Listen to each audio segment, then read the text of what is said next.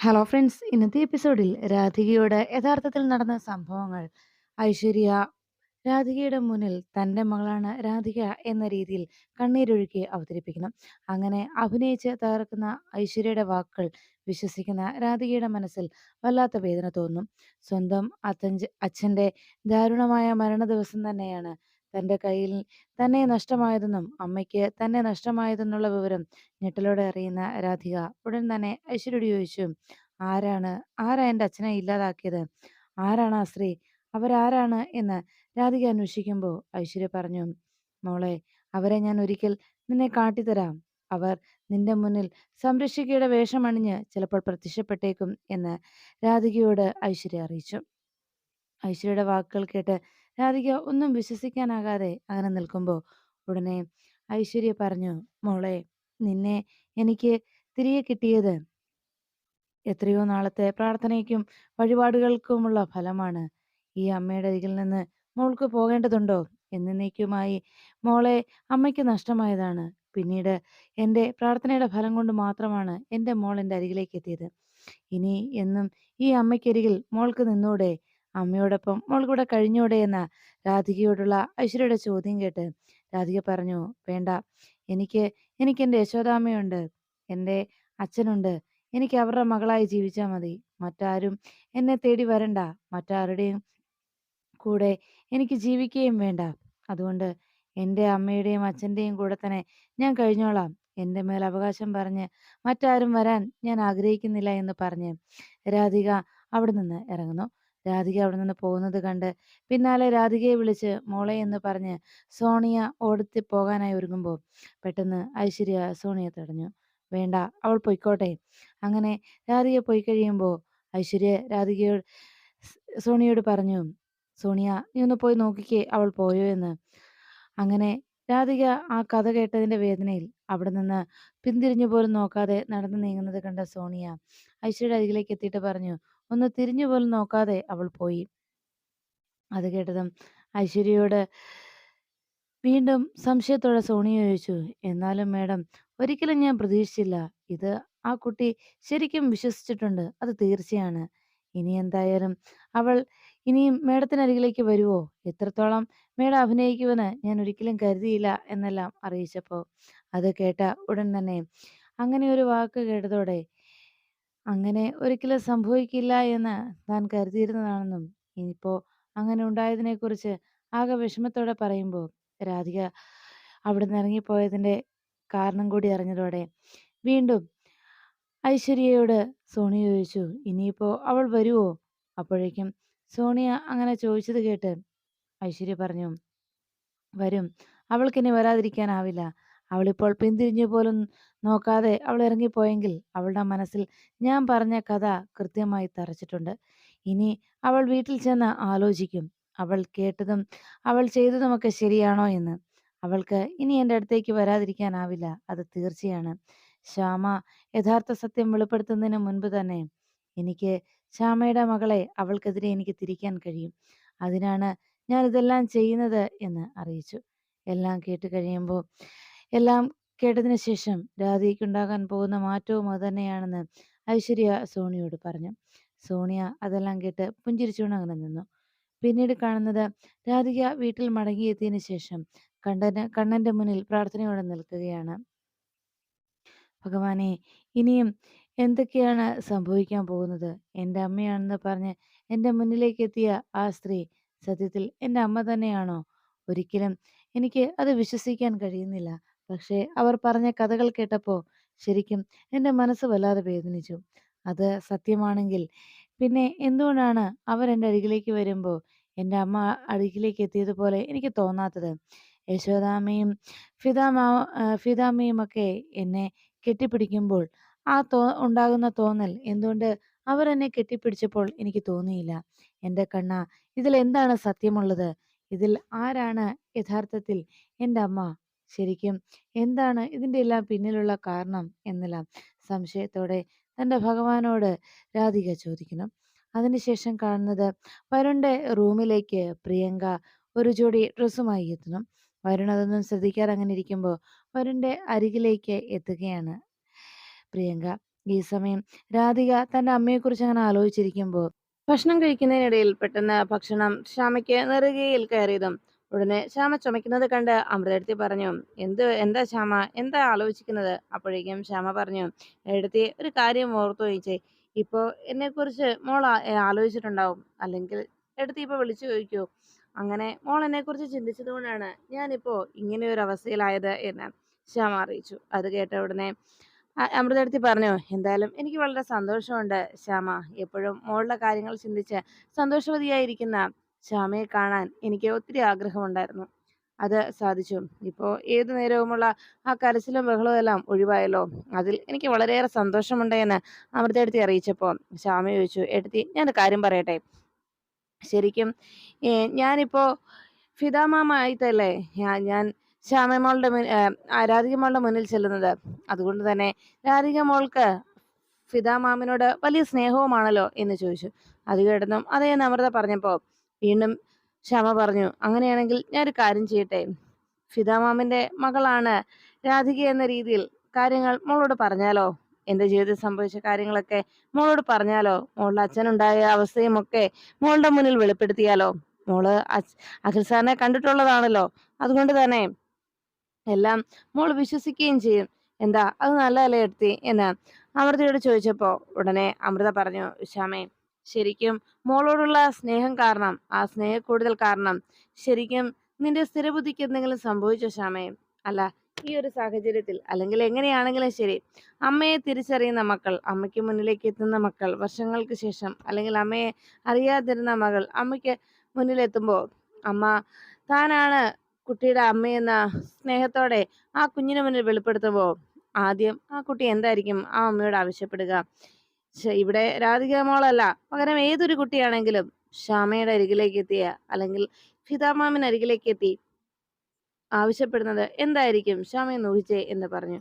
ഉടനെ ശ്യാമ സംശയത്തോടെ അങ്ങനെ ആലോചിച്ചിട്ട് പറഞ്ഞു, പ്രത്യേകിച്ച് എന്ത് ചോദിക്കാനോ ഒന്നുമില്ല എടുത്തി എന്ന് ശ്യാമ പറയുമ്പോ ഉടനെ അമൃത ചോദിച്ചു, അത് ശരി, എന്നാലേ രാധിക മോള് ആദ്യം ആവശ്യപ്പെടുന്നത് എന്താണെന്നറിയാവോ? സ്വന്തം അമ്മയുടെ മുഖം ഒന്ന് കാണാനായിട്ട്. അങ്ങനെ വന്നാൽ എന്ത് ചെയ്യും ശ്യാമേ എന്ന് ചോദിച്ചിട്ടും ശ്യാമ ആകെ ഞെട്ടി. അയ്യോ, അത് ഞാൻ ഓർത്തില്ല ഏട്ടത്തി എന്ന് പറഞ്ഞു. എന്നാലേ ഞാൻ അതൊക്കെ ഓർത്തു. അതുകൊണ്ട് തൽക്കാലം ഇനി അതിനെക്കുറിച്ചൊന്നും ആലോചിക്കണ്ട. പിന്നെ ഒരു കാര്യം ഞാൻ പറയാം, മോളുടെ മുന്നിൽ സത്യങ്ങൾ വെളിപ്പെടുത്താനും താനാണ് അമ്മയെന്ന് പറയാനും ഒരേ ഒരാൾക്കേ സാധിക്കൂ. അത് ശ്യാമയ്ക്ക്, പാട്ടുകാരി ശ്യാമയ്ക്ക് മാത്രമേ അത് സാധിക്കൂ എന്ന്, അങ്ങനെ ഒരു അവസ്ഥയിൽ മാത്രം കാര്യങ്ങൾ പറഞ്ഞാലും മതിയെന്ന് അമൃതയെടുത്തി ശ്യാമയോട് അറിയിച്ചു. എന്തായാലും ഇന്നൊരു ദിവസം മോളെ കാണാതിരുന്നതിന്റെ വല്ലാത്തൊരു ആശങ്കയുണ്ട് മനസ്സിൽ. ഇപ്പോൾ മോളെ ഒരു നിമിഷം പോലും കാണാതിരിക്കാൻ വയ്യ എന്ന അവസ്ഥയിലേക്ക് കാര്യങ്ങൾ പോവുകയാണെന്ന് ശ്യാമ അറിയിക്കുന്നു. എല്ലാം കേട്ടതിന് ശേഷം അമൃത പറഞ്ഞു, ശരി, എന്തായാലും വേഗം ഭക്ഷണം കഴിക്കാം, നാളെ മോള് മ്യൂസിക് സ്കൂളിൽ വരുമല്ലോ, അപ്പൊ കാണാവല്ലോ എന്ന് പറഞ്ഞ് അങ്ങനെ സംസാരിച്ച് ഫോൺ വെക്കാൻ ഭക്ഷണം കഴിക്കാനായി അമൃതയെടുത്തി ശ്യാമയോട് പറയുമ്പോൾ അതെല്ലാം കേട്ട് പുഞ്ചിരിയോടെ ശ്യാമ ഭക്ഷണം കഴിച്ചു. പിന്നീട് കാണുന്നത് വരുൺ റൂമിൽ ഇങ്ങനെ ഇരിക്കുമ്പോൾ അവിടേക്ക് പ്രിയങ്ക ഒരു ജോഡി ഡ്രസ്സുമായി എത്തുന്നു. ആ ഡ്രസ്സ് വരുണ് നേരെ നീട്ടിയിട്ട് പറഞ്ഞു, വരുൺ എഴുന്നേക്ക്, ദാ ഈ ഡ്രസ്സ് പോയി ധരിച്ചിട്ട് വാ എന്ന് പറഞ്ഞതും വരുൺ ചോദിച്ചു, എന്താ കാര്യം? പുതിയ എന്തോ അടവുമായിട്ട് ഇറങ്ങിയിരിക്കുകയാണല്ലോ, അല്ല ഇതെന്തിനാ എനിക്ക് തരുന്നത് എന്ന് ചോദിച്ചതും പ്രിയങ്ക പറഞ്ഞു, അതെ വരുൺ, ഞാൻ പറഞ്ഞല്ലോ നമുക്കൊന്ന് ക്ഷേത്രത്തിൽ പോണം, വരുണിന് വേണ്ടി ഞാനൊരു വഴിപാട് നേർന്നിട്ടുണ്ട്, അതുകൊണ്ട് നമുക്ക് രണ്ടുപേർക്കും കൂടി ഇപ്പൊ തന്നെ ക്ഷേത്രത്തിലേക്ക് പോണം, വരുൺ വന്നേ എന്ന് നിർബന്ധപൂർവ്വം പറയുമ്പോൾ പ്രിയങ്കയുടെ വാക്ക് കേട്ട് വരുൺ പറഞ്ഞു, അതെ തനിക്ക് പോകണമെന്നുണ്ടെങ്കിൽ തനിക്ക് പോകാം, അല്ലാതെ വെറുതെ എന്നെ വാശി കയറ്റാൻ നോക്കണ്ട എന്ന് പറഞ്ഞു. അപ്പോഴും വീണ്ടും പ്രിയങ്ക പറഞ്ഞു, അതെന്താ വരുണും കൂടെ വന്നേ, ഇല്ലെങ്കിൽ വരുണിനെ വെറുതെ ഞാൻ വിടില്ല എന്ന് പറഞ്ഞ് ദേഷ്യത്തോടെ പ്രിയങ്ക അങ്ങനെ നിൽക്കുമ്പോൾ വരുൺ പറഞ്ഞു, അതെ ഞാനൊരു കാര്യം പറയാം, നമ്മൾ തമ്മിലുള്ള ബന്ധം എന്ന് പറയുന്നത് പണമിടപാട് മാത്രമാണ്, അതിൽ കൂടുതൽ ഒരു ബന്ധം നമ്മൾക്കിടയിലില്ല, മറ്റുള്ളവരുടെ മുന്നിൽ കാണിക്കുന്ന ഈ അഭിനയം അതെന്റെ മുന്നിൽ വേണ്ട, മനസ്സിലായല്ലോ എന്ന് വരുൺ താക്കീത് ചെയ്യുമ്പോൾ പ്രിയങ്ക പറഞ്ഞു, വരുണിനോട് അടുക്കാൻ ശ്രമിക്കുമ്പോഴൊക്കെ വരുൺ എന്തിനാ ഇങ്ങനെ ഒഴിഞ്ഞു മാറുന്നത് എന്ന് ചോദിച്ചു. വരുൺ പറഞ്ഞു, അതെ എന്റെ മനസ്സിൽ ഞാൻ നിന്നെ ഇഷ്ടപ്പെടുന്നില്ലാത്തത് കൊണ്ട് തന്നെ എന്തായാലും ഇനി എന്നോട് ഇക്കാര്യം പറഞ്ഞ് എന്റെ പിന്നാലെ വരരുത് എന്ന് പറഞ്ഞതും ഉടനെ പ്രിയങ്ക പറഞ്ഞു, അതെ ഭാര്യ ഭർത്താക്കന്മാരെ എല്ലാ കാര്യങ്ങളും അങ്ങനെ പറയണമെന്നില്ല, ചിലത് അവര് പറയാതെ തന്നെ അവരുടെ നോട്ടത്തിൽ നിന്നും ഭാവത്തിൽ നിന്നുമൊക്കെ മനസ്സിലാക്കും എന്ന് പറയുമ്പോ വരുൺ ആകെ ദേഷ്യത്തോടെ മുഖം തിരിച്ചിരുന്നു. ഉടനെ പ്രിയങ്ക പറഞ്ഞു, എന്റെ പൊന്നു വരുണല്ലേ, ഇതൊന്ന് പോയി ഇട്ടിട്ട് വാ, സമയം പോകുന്നു എന്ന് പറയുമ്പോ വരുൺ ദേഷ്യപ്പെട്ടു. അതെ, ഒരു കാര്യം എനിക്ക് പലതവണ പറയാൻ താല്പര്യമില്ല. പിന്നെ എപ്പോഴും എപ്പോഴും എനിക്ക് നിന്നെ ഇങ്ങനെ ഓർമ്മപ്പെടുത്താനും താല്പര്യമില്ല. നമ്മൾ ഭാര്യയും ഭർത്താവുമല്ല എന്നുള്ള കാര്യം. അതുകൊണ്ട് തന്നെ എനിക്ക് ഈ വസ്ത്രവും വേണ്ട. മര്യാദയ്ക്ക് ഇത് നീ വേറെ ആർക്കെങ്കിലും കൂടെ കൊടുക്ക് എന്ന് പറയുമ്പോൾ വീണ്ടും പ്രിയങ്ക നിന്നു. വരുൺ, ഇതൊന്ന് ഇട്ടിട്ട് വാ വരുൺ, നമുക്കൊന്ന് ക്ഷേത്രത്തിൽ പോകാം എന്ന് പറഞ്ഞ് രാധിക വീണ്ടും വാശി പിടിച്ചു. ഉടനെ തന്നെ വരുൺ ചാടി എഴുന്നേറ്റ് രാധികയുടെ കയ്യിൽ നിന്ന് ആ ഒരു ജോഡി ഡ്രസ്സ്, ആ ഷർട്ടും മുണ്ടും കൂടി പുറത്തേക്ക് വലിച്ചെറിയുന്നു. എന്നിട്ട് പ്രിയങ്കയോട് ഇറങ്ങി പോകാനായി പറഞ്ഞു. പുറത്തേക്ക് പോയ വലിച്ചെറിഞ്ഞ വസ്ത്രം എടുക്കാനായി പ്രിയങ്ക വിഷമത്തോടെ റൂമിൽ നിന്ന് പുറത്തേക്ക് ഇറങ്ങി. കണ്ണുനീരോടെ അവിടേക്ക് ഇറങ്ങി വരുന്ന പ്രിയങ്കയെ അപ്പുറത്ത് നിന്ന് പരമേശ്വരനും പത്മിനിയും കാണുന്നു. ഉടനെ പരമേശ്വരൻ ചോദിച്ചു, എന്താ എന്താ അവിടെ ഒരു ബഹളം? പെട്ടെന്ന് ഞെട്ടിത്തിരിച്ച് നോക്കുന്ന പ്രിയങ്ക ഒന്നുമില്ല എന്ന് പറഞ്ഞ് അവരുടെ മുന്നിൽ നിന്ന് സത്യം മറച്ചു വെക്കാൻ ശ്രമിക്കുമ്പോൾ പരമേശ്വരൻ പറഞ്ഞു, അങ്ങനെ ഒന്നുമില്ലാഞ്ഞിട്ടല്ലല്ലോ ഇവിടെ ഈ ഡ്രസ്സെല്ലാം വലിച്ചെറിഞ്ഞത് എന്ന് ചോദിച്ചതും പ്രിയങ്ക വേഗം നിലത്ത് കിടന്ന് ആ മുണ്ടും ഷർട്ടും കയ്യിലെടുത്തു. എന്നിട്ട് പറഞ്ഞു, ഞാനിത് വരുണിന് കൊടുക്കാൻ വന്നതാണ്. വരുണിനോട് ഈ ഡ്രസ്സ് ധരിച്ച് എൻ്റെ കൂടെ ക്ഷേത്രത്തിൽ വരാനായി ഞാൻ നിർബന്ധിച്ചു. പക്ഷേ വരുൺ വരാൻ കൂട്ടാക്കിയില്ല. വരുൺ ദേഷ്യത്തോടെ അത് വലിച്ചെറിഞ്ഞതാണ്. അത് കേട്ട ഉടനെ തന്നെ പരമേശ്വരൻ വരുണിനെ വിളിച്ചു. വരുൺ, ഇവിടെ വന്നേ എന്ന് വിളിച്ചതും വരുൺ വേഗം മുറിയിൽ നിന്നിറങ്ങി. എന്താ അച്ഛാ എന്ന് ചോദിച്ചപ്പോൾ വരുണോട് പരമേശ്വരൻ ചോദിച്ചു, എന്താ വരുൺ ഇവിടെ നടക്കുന്നത്? നിന്റെ പ്രവൃത്തികളിൽ അഭിമാനം കൊണ്ടിരുന്ന ആളാണ് ഞാൻ. എന്നാൽ ഇപ്പോ നിന്റെ ഈ പ്രവൃത്തികൾ കാണുമ്പോൾ ശരിക്കും എനിക്ക് തന്നെ സങ്കടം വരുന്നു. ഒരു പെൺകുട്ടിയുടെ കണ്ണുനീരിന് ഇടയാക്കുക എന്നും ഒരു പെൺകുട്ടിയുടെ കണ്ണുനീര് കുടുംബത്തെ വീഴ്ത്തുക എന്നും അതിന് നീ തന്നെ കാരണക്കാരനാവുന്നു എന്ന് അങ്ങനെയുള്ള കാഴ്ചകളൊന്നും എനിക്കൊരിക്കലും കണ്ടു നിൽക്കാനാവില്ല. അതുകൊണ്ട് തന്നെ എനിക്കിത് ഉൾക്കൊള്ളാനും കഴിയുന്നില്ല വരുൺ. എന്താ നീ ചെയ്തു കൂട്ടുന്നത് എന്ന് പരമേശ്വരൻ ദേഷ്യത്തോടെ വരുണിനോട് ചോദിച്ചു. ഉടനെ വരുൺ പറഞ്ഞു, അത് അത് പിന്നെ അച്ഛാ എന്ന് പറയുമ്പോൾ പ്രിയങ്ക പറഞ്ഞു, അതെ, എപ്പോഴും എന്നോട് ഇങ്ങനെയാണ് അച്ഛാ, മറ്റുള്ളവരുടെ മുന്നിൽ എന്നെ നാണം കെടുത്തുക എന്നും എനിക്ക് ഈ വീട്ടിലൊരു സ്ഥാനം ഇല്ലെങ്കിൽ അച്ഛൻ എന്നോട് പോകാൻ പറഞ്ഞ ആ നിമിഷം ഞാൻ ഇവിടുന്ന് നാറ്റുവശ്ശേരിയിലേക്ക് പോയിക്കോളാം. അച്ഛന്റെ ഒരു വാക്ക് മാത്രം മതി എന്ന് പ്രിയങ്ക പരമേശ്വരനോട് പറയുന്നത് കേട്ട് വരുൺ പറഞ്ഞു, എടി എടി നിർത്ത് നിർത്ത് നിന്റെ അഭിനയം എന്ന് പറഞ്ഞ് വരുൺ പ്രിയങ്കയ്ക്ക് നേരെ തിരിഞ്ഞതും ഉടനെ പരമേശ്വരൻ പറഞ്ഞു, വരുൺ വരുൺ എന്താ ഈ കാണിക്കുന്നത് എന്ന് ചോദിച്ച് ദേഷ്യപ്പെട്ടു. വരുൺ ഒരിക്കലും അങ്ങനെയൊന്നും ചെയ്യാൻ പാടില്ല എന്ന് പറഞ്ഞ് പരമേശ്വരൻ വരുണെ താക്കീത് ചെയ്തു. ഉടനെ പത്നി ചോദിച്ചു, മോനെ വരുണെ, എന്താണ് നിന്റെ മനസ്സിൽ? നിനക്ക് എന്താ സംഭവിച്ചത്? നിന്റെ മനസ്സിലുള്ളത് എന്താ? അതെങ്കിലും തുറന്നു പറ. വരുൺ ചെയ്യുന്ന കാര്യങ്ങളൊക്കെ എല്ലാവർക്കും മുന്നിൽ അഭിമാനത്തോടെ പറഞ്ഞിരുന്ന ആളാണ് ഞാൻ. പക്ഷേ ഇതെനിക്ക് ഒരിക്കലും അംഗീകരിക്കാനും സമ്മതിക്കാനും കഴിയുന്ന കാര്യങ്ങളല്ല. ഈ പ്രശ്നത്തിന് ഒരു പരിഹാരം കണ്ടിട്ടേ ഇനി മറ്റെന്തെങ്കിലും ഉള്ളൂ എന്ന് പറയുമ്പോൾ വരുൺ പറഞ്ഞു, എന്താ മോനെ നിന്റെ മനസ്സിൽ ഉള്ളത്? എന്താണെങ്കിലും പറ എന്ന് പത്മിനി ഉടനെ ചോദിച്ചതും വരുൺ പറഞ്ഞു, എന്നാ എന്റെ മനസ്സിലുള്ളത് ഞാൻ പറയാം. അപ്പോഴേക്കും അവിടേക്ക് രാധിക എത്തി. എല്ലാവർക്കും മുന്നിലേക്ക് വന്ന് നിൽക്കാതെ അപ്പുറത്ത് മാറി നിന്ന് രാധിക ഇതെല്ലാം കാണുമ്പോൾ വരുൺ രാധികയെ കണ്ടു. രാധിക ഉടനെ തന്നെ, ഞാൻ പറയാം, എന്റെ മനസ്സിലുള്ളതെല്ലാം പറയാം എന്ന് വരുൺ എല്ലാവർക്കും നേരെ ഉറക്കെ വിളിച്ച് പറയുമ്പോൾ അവിടെ നിന്ന് രാധിക കൈകൂപ്പി വരുണിനെ നോക്കി. ദേവിയത് സത്യങ്ങളൊന്നും ആരോടും പറയരുത് എന്ന രീതിയിൽ ക്ഷമയോടെ യാചിച്ചു നിൽക്കുന്ന രാധികയുടെ ആ മുഖഭാവം കണ്ട് വരുൺ തൽക്കാലം ഒന്നും പറയണ്ട എന്ന തീരുമാനത്തിൽ എനിക്കൊന്നും പറയാനില്ല എന്ന് അറിയിച്ചു. ഇത് കേട്ടതും പത്മിനി പറഞ്ഞു, ഇത് തന്നെയാണ് നിന്റെ കുഴപ്പം. എന്തെങ്കിലും പറയാനുണ്ടെങ്കിൽ പറയാൻ പറയുമ്പോൾ നീ പറയാമെന്ന് പറഞ്ഞതിന് ശേഷം പിന്നീട് ഒന്നുമില്ല എന്ന് പറഞ്ഞ് അതിൽ നിന്ന് ഒഴിഞ്ഞു മാറുന്നു. ശരിക്കും എന്താ മോനെ നിന്റെ മനസ്സിലുള്ളത് എന്ന് ചോദിച്ചു. അവസാനം വരുൺ പറഞ്ഞു, ഇനി ഞാൻ ഈ കുടുംബത്തിലുള്ള ആർക്കും വിഷമം ഉണ്ടാകാതിരിക്കാൻ ഞാൻ ശ്രമിക്കാം. അത്രേ എനിക്ക് പറയാനുള്ളൂ എന്ന് പറഞ്ഞ് വരുൺ അവിടെ നിന്ന് പോന്നു. പിന്നീട് സൂര്യയെ നോക്കാനായി എത്തിയ വൈദ്യർ ഇത്രയും ദിവസത്തെ തിരുമിന്റെയും പിഴിച്ചിലിന്റെയും കഷായമിടലിന്റെയും എല്ലാ കാര്യങ്ങളും രാധികയോട് ചോദിച്ച് മനസ്സിലാക്കുന്നു. കാലുകൾ പരിശോധിച്ചതിന് ശേഷം സൂര്യയുടെ ഇപ്പോഴത്തെ അവസ്ഥ എന്താണെന്ന് അറിയാൻ ഉടനെ കൽപ്പന വൈദ്യരോട് ചോദിച്ചു. വൈദ്യർ, അങ്ങയുടെ പരിശോധനയിൽ എന്താ, സൂര്യക്ക് എന്തെങ്കിലും മാറ്റമുണ്ടെന്ന് തോന്നുന്നുണ്ടോ എന്ന് അന്വേഷിച്ചത്. ഉടനെ വൈദ്യര് പറഞ്ഞു, ഇപ്പോ എന്റെ ഈ ആദ്യ പരിശോധനയിൽ ഒരു കാര്യം എനിക്ക് ഉറപ്പായി. നല്ല നേരത്തതിലും നല്ല മാറ്റങ്ങൾ ഇപ്പോൾ സംഭവിച്ചിട്ടുണ്ട്. അക്കാര്യത്തിൽ യാതൊരു സംശയവുമില്ല. എന്തായാലും ഇതുവരെ കൊടുത്ത ആ കുഴമ്പ് ഇനി വേണ്ട. ഇനി മറ്റൊരു കൂട്ട് ഞാൻ പറഞ്ഞുതരാം. ആ കൂട്ട് വേണം ഇനി അരച്ച് ചേർക്കാൻ എന്ന് അറിയിച്ചു. ആ കൂട്ട് ഇനി തേച്ചാ മതി എന്ന് പറഞ്ഞതും അങ്ങനെ തന്നെ ചെയ്യാമെന്ന് രാധിക സമ്മതിച്ചു. അപ്പോഴേക്കും വൈദ്യര് സൂര്യയോട് ചോദിച്ചു, എന്താ കാലിന് എന്തെങ്കിലും അസ്വസ്ഥത തോന്നാറുണ്ടോ എന്ന് ചോദിച്ചപ്പോ സൂര്യ പറഞ്ഞു, ചില സമയത്ത് കാലിനകത്ത് വല്ലാത്ത കുത്തിക്കൊള്ളുന്ന പോലെ തോന്നാറുണ്ട്. വല്ലാത്ത മരപ്പ്, ഞരമ്പുകൾ വല്ലാതെ പിടയുന്നത് പോലെ തോന്നും. വേദന എടുക്കുന്ന പോലെയൊക്കെ അനുഭവപ്പെടും. അപ്പോൾ എടുത്തൊന്ന് ചാടിയാലെന്ന് തോന്നിപ്പോകാറുണ്ട്. കാല് വിളിച്ച് ഒന്ന് ചാടി എഴുന്നേറ്റാലോ എന്ന് പോലും മനസ്സിൽ തോന്നുമെന്ന് പറഞ്ഞു. ഇത് കേട്ടതും വൈദ്യര് പറഞ്ഞു, എല്ലാം നല്ല ലക്ഷണങ്ങൾ തന്നെയാണ്. എന്തായാലും പരിശോധനയോടൊപ്പം തന്നെ ഇങ്ങനെയുള്ള ചികിത്സയോടൊപ്പം തന്നെ മനസ്സിന്റെ ആരോഗ്യം കൂടിയാണ് ഇതിന് പ്രധാനം. നമ്മുടെ മനസ്സും ഈ ഒപ്പം നിൽക്കുകയാണെങ്കിൽ വേഗം തന്നെ നമുക്ക് സുഖം പ്രാപിക്കും.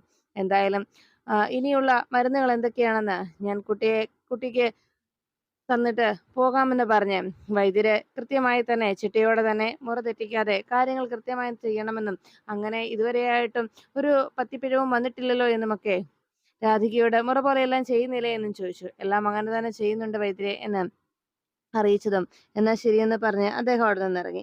അപ്പോഴേക്കും ഇനി എപ്പോഴും ഇങ്ങനെ റൂമിൽ തന്നെ ഇരുത്തണ്ടായെന്നും വീട്ടിൽ തന്നെ കഴിഞ്ഞുകൂടാതെ കുറച്ചൊക്കെ പുറത്തേക്കൊക്കെ പോകുന്നത് നല്ലതാണ് എന്ന് അറിയിച്ചപ്പോ പത്മിനി പറഞ്ഞു, സൂര്യക്ക് ഏറെ ഇഷ്ടം ബീച്ചിൽ പോയിരിക്കാനാണെന്ന്. അത് കേട്ടതോടെ പുഞ്ചിരിയോടെ എന്നാൽ അതും നല്ലതാണ് എന്ന് അദ്ദേഹം അറിയിച്ചതോടെ അങ്ങനെ ബീച്ചിലേക്ക് പോകുന്നതിനെ കുറിച്ച് ആലോചിച്ചു. എന്നാൽ ഇന്ന് തന്നെ പോയാലോ എന്ന് ചോദിച്ചപ്പോ വൈദ്യുതി പോയതിനു ശേഷം അങ്ങനെ ഒരു ആലോചന വന്നപ്പോ ഉടനെ കൽപ്പന പറഞ്ഞു, എന്തായാലും ഇന്ന് പറ്റില്ല, ഒരു 2-3 ദിവസം കൂടി കഴിയട്ടെ. ഇപ്പൊ സൂര്യയുടെ ആഗ്രഹം പോലെ എല്ലാം നടപ്പിലാക്കാൻ വീട്ടിലെല്ലാവർക്കും താല്പര്യമുണ്ടല്ലോ. എന്നാൽ മറ്റുള്ളവരുടെ മാനസികാവസ്ഥ കൂടി എല്ലാവരും ഒന്ന് കണക്കിലാക്കണം. സൂര്യ എന്തായാലും ഇന്ന് വേണ്ട, 1-2 ദിവസം കൂടി കഴിയട്ടെ എന്ന് പറഞ്ഞു കൽപ്പന അവിടെ നിന്ന് പോകുമ്പോൾ സൂര്യയാകെ നിരാശയോടെ പത്മിനിയോട് പറഞ്ഞു, അമ്മേ, എന്റെ രോഗം ഭേദമാകുമെന്ന് യാതൊരു പ്രതീക്ഷയുമില്ല കൽപ്പനയ്ക്ക്. അതുകൊണ്ടാണ് കൽപ്പന ഇങ്ങനെയെല്ലാം പെരുമാറുന്നത് അല്ലേ അമ്മേ എന്ന് സങ്കടത്തോടെയുള്ള സൂര്യയുടെ ചോദ്യം കേട്ട് സൂര്യയെ സമാധാനപ്പെടുത്തുകയാണ് അരികിലിരുന്ന പാവം പത്മിനി. പിന്നീട് ഉടനെ തന്നെ ഈ ഒരു സങ്കടം താൻ മാറ്റുമെന്ന് വരുൺ അറിയിച്ചു. അങ്ങനെ എല്ലാവരുടെയും അനുവാദത്തിന് നിൽക്കാതെ രാധികയും വരുണും ബിജുക്കുട്ടനും കൂടി സൂര്യയും കൂട്ടി ബീച്ചിലേക്ക് പോകുന്നു. ബീച്ചിലിരുന്ന് കാഴ്ചകൾ കണ്ട് സന്തോഷത്തോടെ അങ്ങനെ ഇരിക്കുമ്പോൾ രാധികയും വരുണുമൊക്കെ അപ്പുറത്ത് മാറി നിൽക്കുന്ന നേരത്ത് തിരമാലകൾക്കരികിലേക്ക് പോയി ആ കടൽ വെള്ളത്തിൽ ചാടി അവർ അങ്ങനെ കളിച്ച് രസിച്ചിരിക്കുമ്പോൾ ആ കാഴ്ച കണ്ട് സൂര്യ അങ്ങനെ ആസ്വദിച്ചിരിക്കുമ്പോഴേക്കും മറ്റുള്ളവരുടെ കണ്ണു വെട്ടിച്ച് അവിടേക്ക് കൽപ്പന എത്തുന്നു. ഇന്നത്തോടെ ഇനി സൂര്യയുടെ കാര്യത്തിലുള്ള രാധികയുടെ ഈ മേൽനോട്ടവും രാധികയുടെ ചികിത്സയുമൊക്കെ ഇന്നത്തോടെ ഞാൻ അവസാനിപ്പിക്കുമെന്ന് മനസ്സിൽ ഉറപ്പിച്ച് പ്രത്യേകിച്ച് ഉർവശിയുടെ ഓരോ കുശുമ്പും അസൂയയും നിറഞ്ഞ വാക്കുകൾ കൂടി കേട്ട് എത്തിയ കൽപ്പന സൂര്യയെ ആ വീൽ ചെയറിൽ നിന്ന് തള്ളിയിരുന്നു. അങ്ങനെ സൂര്യ മണ്ണിലേക്ക് വീണതും വരുണും രാധികയും ഓടി വന്ന് ബിജുവും കൂടി വേഗം അവിടെ നിന്ന് പിടിച്ച് എഴുന്നേൽപ്പിക്കുന്നു സൂര്യയെ. അതിനുശേഷം ആ വീൽ ചെയറിലിരുന്ന സൂര്യ രാധികയുടെ ഇപ്പോഴത്തെ ഈ ടെൻഷൻ മാറാനായി സൂര്യയുടെ ടെൻഷൻ മാറുന്നതിനായി ഒരു പാട്ട് പാടാൻ ആവശ്യപ്പെടുന്നു. അവസാനം ഒരു പാട്ട് പാടിയതും ആ പാട്ടിന്റെ അവസാനം പതുക്കെ സൂര്യ തന്റെ കാലുകൾ ചലിപ്പിച്ചു. ആ കാഴ്ച കണ്ടതോടെ വളരെ സന്തോഷത്തോടെ അരികിലേക്ക് ഓടിയെത്തുകയാണ് വരുണും ബിജുവും രാധികയും.